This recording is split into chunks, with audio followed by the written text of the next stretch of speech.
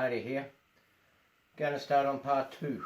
What I'm going to do in this part is I'm going to prep all the items for washing, cleaning and getting ready for painting. So this is what I do. This is what I will do. I'll start with the wheels first. I'm going to get my little trusty container. As you can see, these containers come in handy. What I'm going to do is I'm going to put all the wheels in one.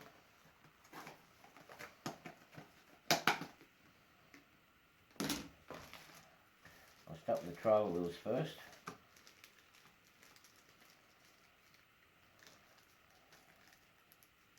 And there are the trailer wheels. Yep, there are the trailer wheels.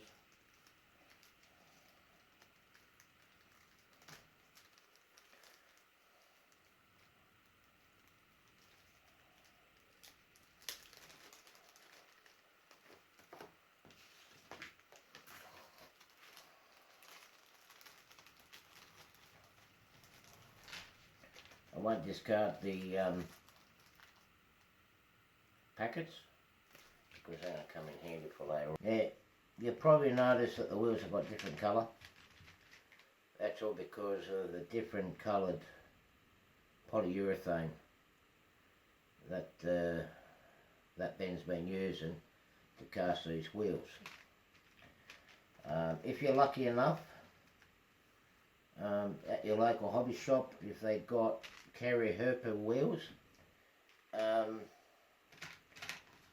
you can save time. Instead of cleaning all these up to paint, you can actually use them in this kit.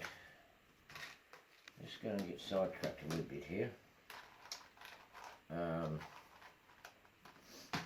noticed in this casting here, on the back of it, you'll notice there's some pitting from the casting where they had air bubbles.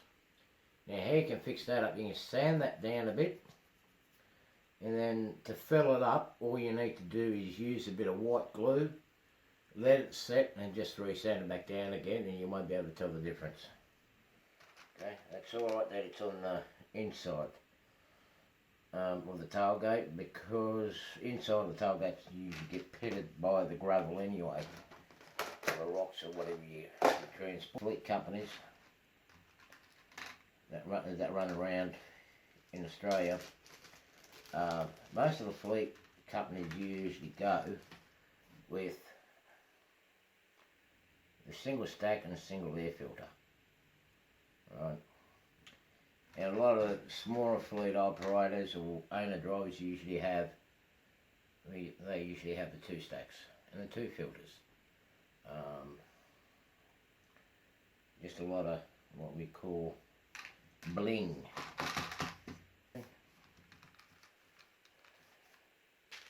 That's all my wheels done. Or in the tray. So now what I'm going to do, is I'm going to go and check these over. They do pull apart. So I'm going to see if I can pull some of these off, because I want to paint, I do want to paint the hubs differently to the tyres. It just makes it easier. Okay, so what I'm going to do is I'm going to get a pen. I'll get a pencil, just gently push them out, and it just pops out as such, as you can see here. Now, as I can see here, these rims, they don't really need much cleaning. I haven't got my glasses, but you do have one side that will be more detailed than the other. The detail side goes on the outside of the truck. Just fixing up some burrs on it. So I guess that will be on the inside. This one here, that's good to go. Have a look at the tyre. Just give it a quick scrape over. Tidy it up. Actually, that one's not too bad. So you just go through all of them and you check for burrs. Well, this one here has got a burr on the tie around about here. So I'll scrape it up a bit. I've just noticed something on these. The colour of these ties, I can just about get away. I can just about get away with not painting some of these darker ties. Use them as a use them on a truck that's already been operating. Now, I'm not too sure if this goes up one way or another. Nope. There you go, that hub's good. I'll keep that aside. Put that there. I'll keep cleaning up with these and I'll get back to you. So here you go, I've got all the wheels all cleaned up and ready for the washing up. I'm just going to give you guys a quick note when you're cleaning these, because I have discovered something while cleaning it. On many of these rims that you see, there's actually two sides to it. You see one that you've got the whole full hub in the middle where you don't see the axle. Okay, that's the good side. When I go to paint, I'm going to actually tape. After I washed it, I'm actually going to tape the bottom side to double-sided tape, like so, and then paint it. Most of these are going to have either polished aluminium look, and a couple of them will have a chrome look finish in the rims. Now, there are these other ones you'll see in this one, the other hubs. I'll use this on the trailer for now, and I will swap them out for the Herpa rims. But if you have a look, this one goes right through. So I'm going to put these on the trailer, and the ones that are enclosed like so, I'm going to put on the prime mover first, and whatever I've got left over I will put on the trailers. Okay. Also, there are two different lot of hubs for the steer.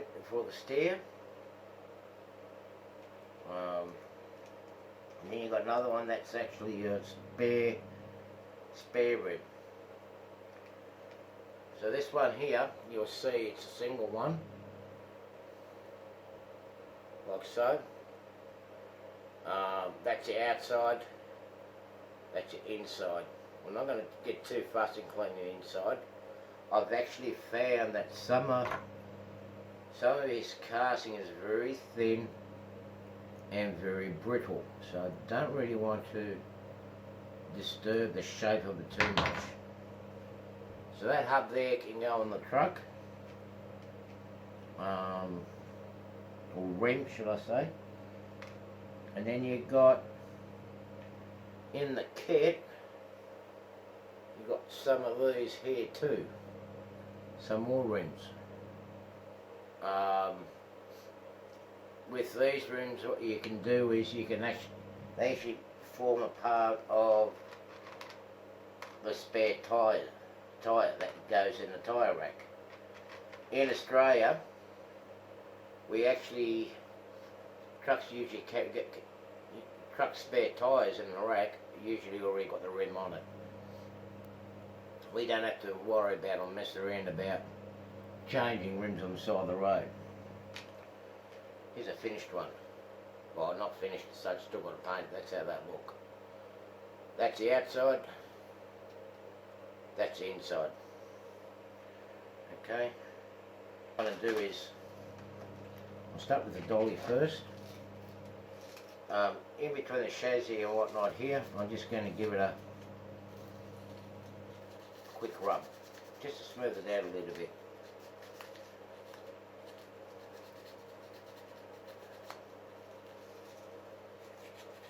so it won't be seen. The mug does don't look too bad.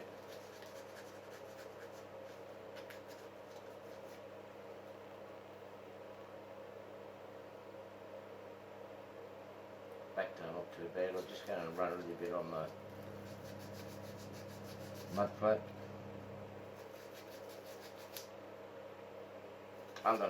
Underneath I'm not going to get too fussed with it because you're not going to see that. The actual main chassis don't look too bad. We'll get away with not sanding it. It's too fiddly. I don't want to break the axle, so I'm not going to get too fiddly with this one. What I will do is I will do the dog trailers. Give it a quick sand down. See if they need, yep, they need a bit of a sand down. Because the chassis, when you have the tipping body on top, the chassis will show. So what I'm going to do is I'm just going to hit it quickly with this smooth sandpaper.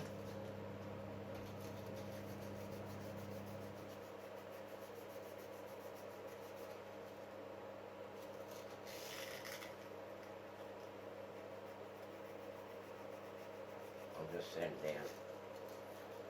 Don't get too carried away, I just want to get some smoothness to it.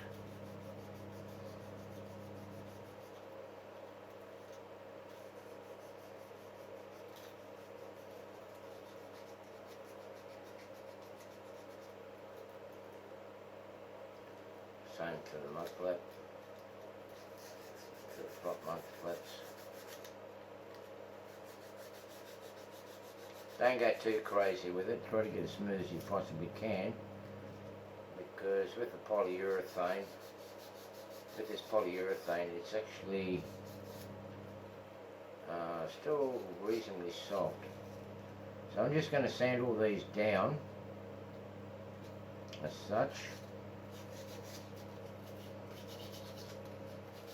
Let's give it a little bit of smoothness.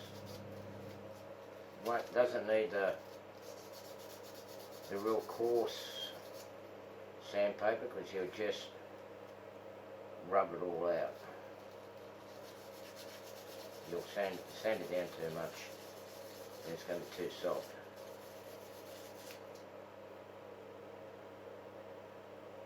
Looking at the light, it's actually not too bad. That's that one. So okay, I've done all the bits. I didn't just do the bottom part of the dog. I've also given the bumper bar and all the other bits and pieces a light sand down. So everything that's in here is ready to be washed. Okay, in preparation for painting. Alright, now I'm going to show you how I'm going to do the flat top. I had a close look at them, and on the sides here, right, they won't need much, they won't need really any sanding down. You can leave it rough,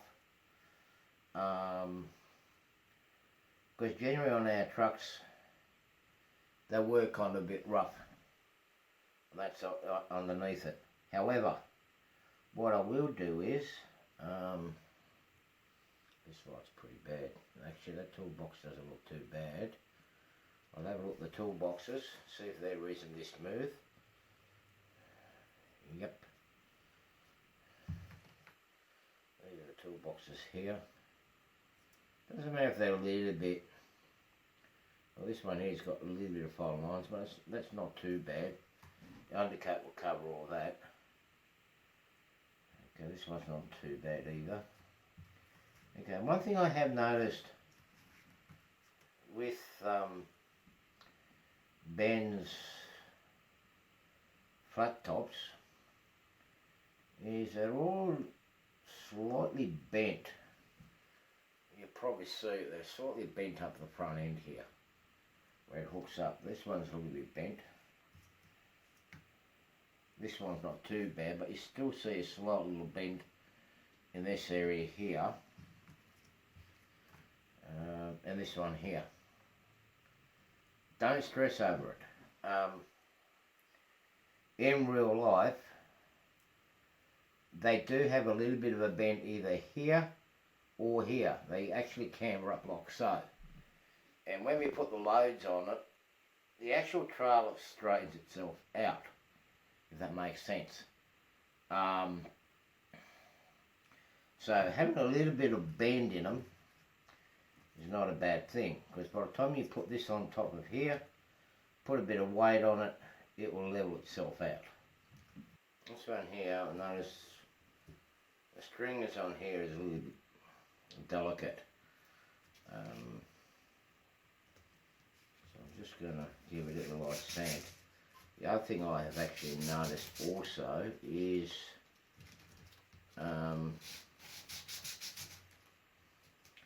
she hasn't got stringers on this.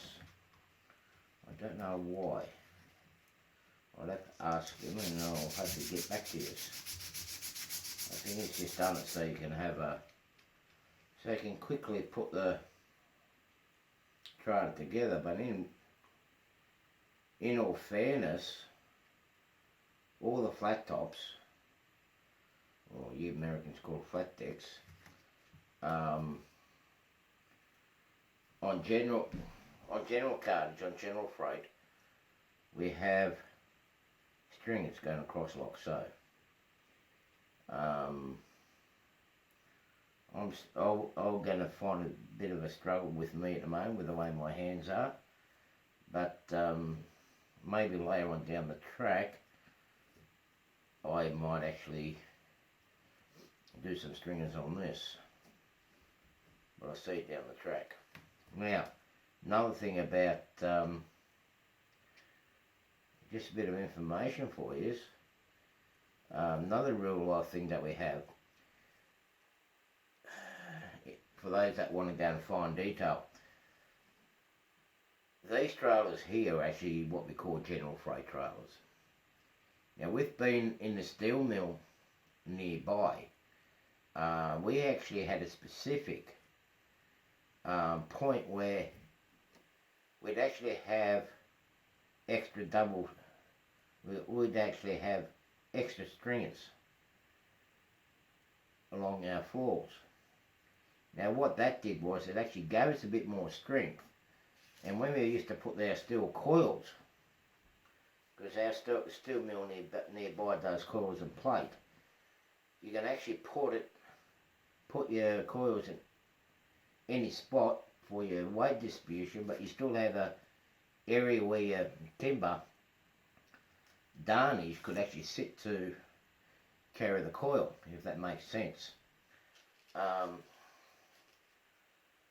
I'll show you guys and demonstrate to you guys a little bit more in detail later on how the coils would sit, how we do it here in Australia. Okay. Now the other thing I've also noticed on these flat tops is only got a tyre rack here for one, the spare tyre rack for one tyre. So what I'm going to have to do, before I paint these ones up, thinking I'll probably be able to get away with it, is I'm going to make up a double tyre rack to fit underneath here. I may even look into doing some extra toolboxes up in here, and actually I might do it on this one here, where we actually got a little box area here for our darnage, for all our timbers, so we can take it off the deck. I might even throw a couple of extra toolboxes here too. So I'll see how I go with that. But anyway, so that's these ones done. I think I've done them all. This one hasn't been done yet. So I'll give this one a quick rub.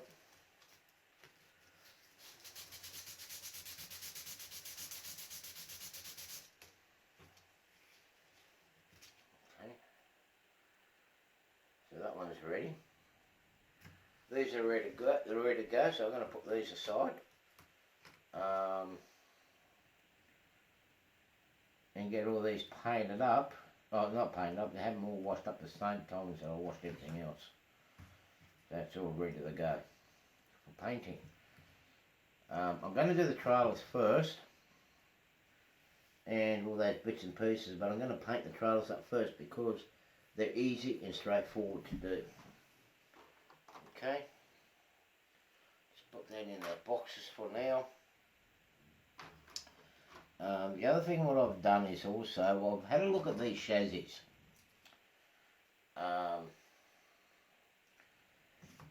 Of the prime movers. Okay, now there's not really much prepping to do. There's a little bit on this one, I think. No, that's not too bad. There doesn't need to be much prepping on this. The only thing you want to do is check the front area here. Oh. Just need to check at the front spot here. It hasn't got any burrs or rufflages on it because that's where the cab's got to go. Okay, like so, because that's where the cabs have got to slip over. Like so. Okay, you can smooth it out the steps a bit, but I'm not going to bother too much.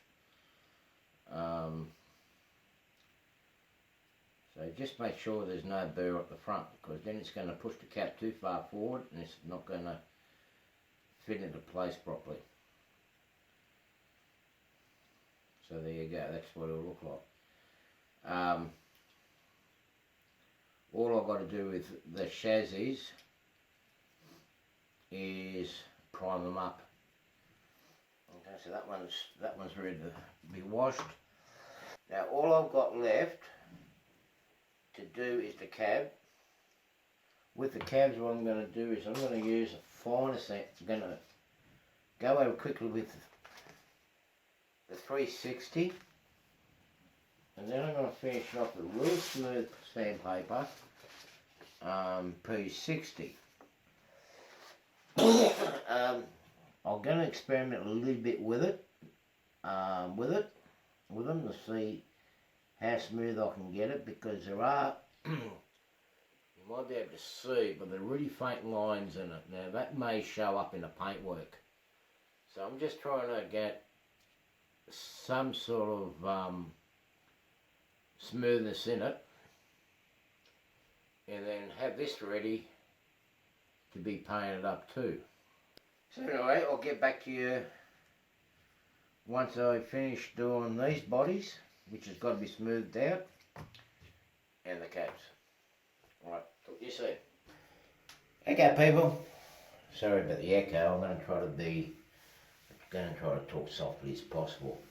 So I'm coming to the stage now where I'm going to wash all the components. I'm going to start with the wheels and rims.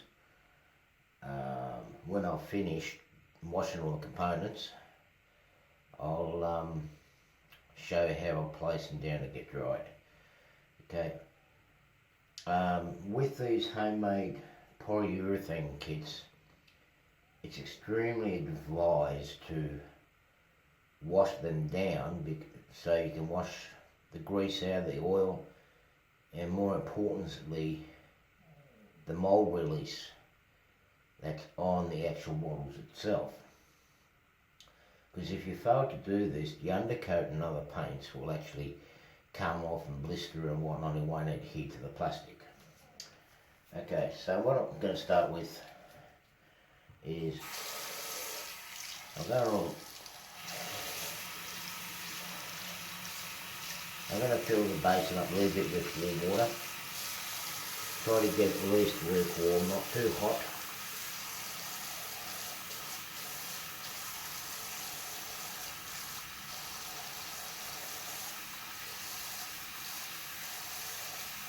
But you don't want it too cold either.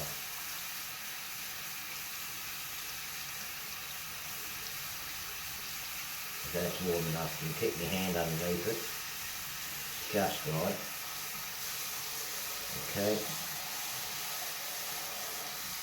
I'm going to use just normal dishwashing liquid. Put a little bit in the water. Put it up a little bit.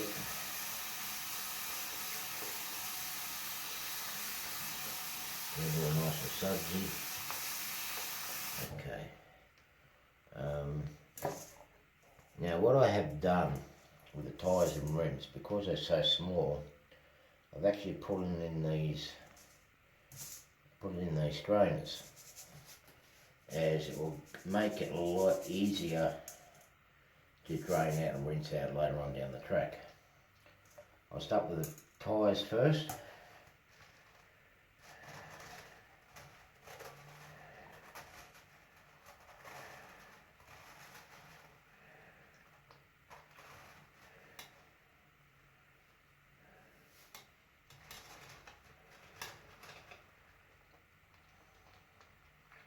Just going to wash, scrub the tyres in like so, in the soap.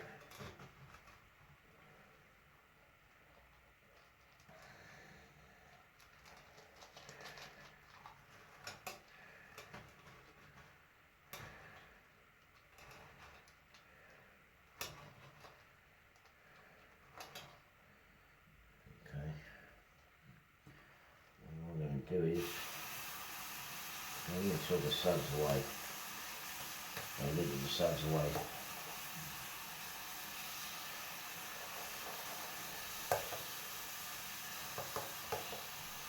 Just going to check to see no tyres are washed away. No. Okay. I'm going to give these another rinse again, so don't stress too much over it. I'm going to do the rims, but I'm not going to, with these, because they are so delicate, I'm not going to scrunch them up too much. Just throw a little bit of water out. Because I don't want the bits to float away in through the overflow pipe. Okay, just give it a slight little mix up.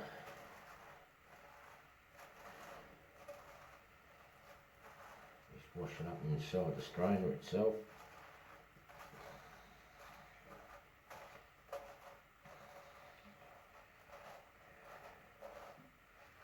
Right. Just give it a quick rinse down.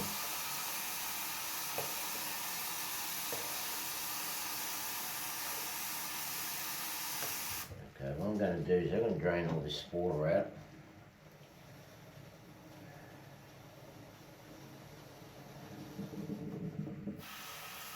I'll just keep draining it over the top.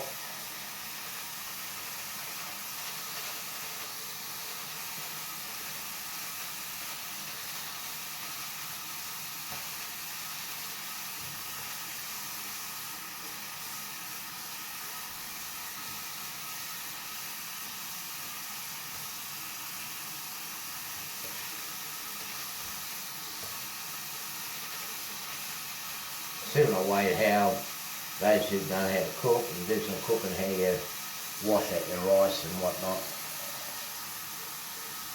Just want to get all the soapy suds out of the plastic. Rinse it all out nice and cleanly. Again in lukewarm water, because that will wash everything off the plastics.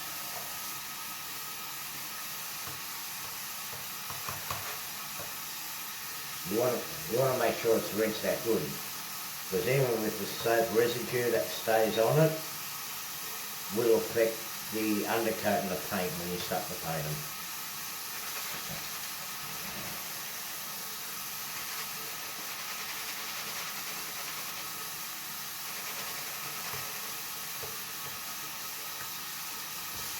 See how it's all done.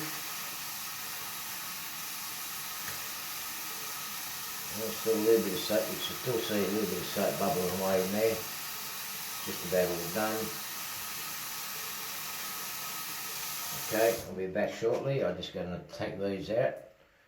Give yourself some room. Okay, now I'm going to do the same with the cabin and chassis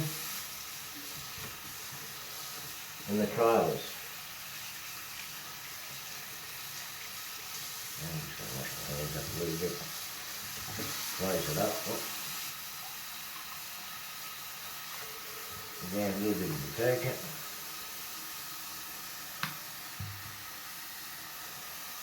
Not too hot, because if you make it too hot, you distort the plastic. Alright, that's enough. I will put these in here. These will need slightly different style of scrubbing. Okay, because I've sanded all the cans down, so there's going to be a lot of fine dust particles in them. If you remember when I did these, also I gave them a bit of a light sand, so it's important to give these a really good wash, because again you'll have the issue with your paints sticking to it. I've got enough in there for now, so what I'm going to do is get a soft toothbrush. You can get these pretty cheap in the dollar store and whatnot, I've seen. Just going to give them a gentle scrub. Don't push too hard, there is detail on here and you don't want to break it off. And like your last.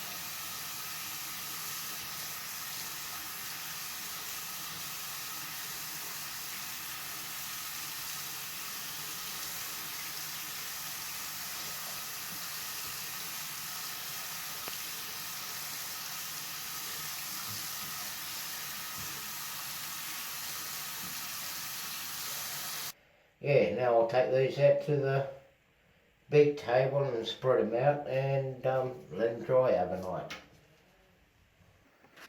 Okay, so here we are. This is how I set my drying up area. What I've got underneath here is just your normal paper towels that you use in the kitchen. I'll put that underneath. And then these cleaning cloths over the top, which is going to help absorb and take the water out, or the moisture out of the items that we have just washed. The reason I've got this cleaning towel cloth on top, or washcloth on top, is so the paper doesn't stick to the models. Okay, I'll start with trailer components and the trucks. I'll just put them aside like so.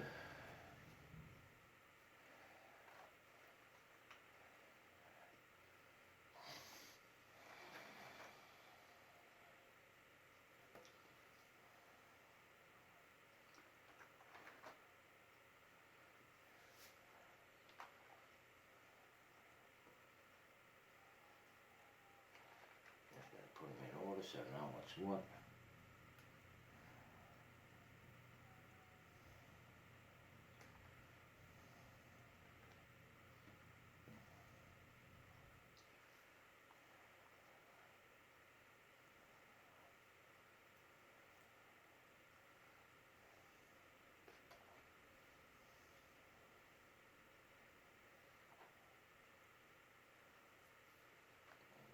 Movers. Get the way.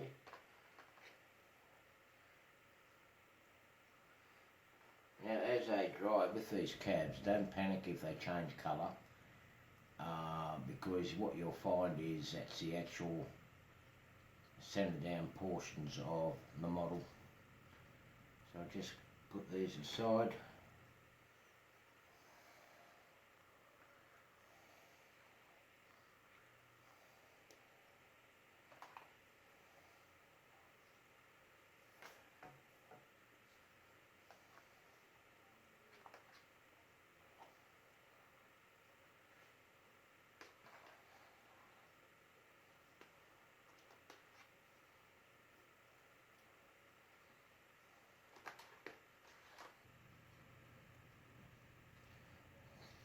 So anyway, you get the idea.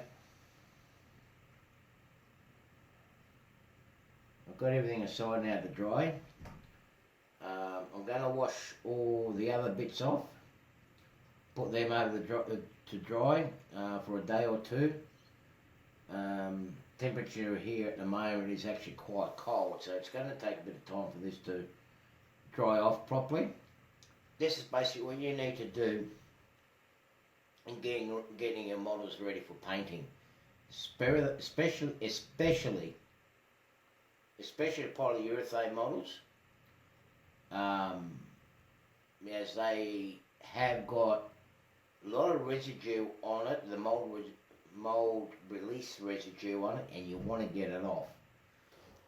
So as you can see, everything's pretty much prepped ready for painting. I'm going to leave this to dry as long as I possibly can, preferably overnight. I'll check on it tomorrow. With it being so cold, it might take a little bit longer for it to dry, and then I'll get ready for painting. So stay tuned and I'll get back to you soon.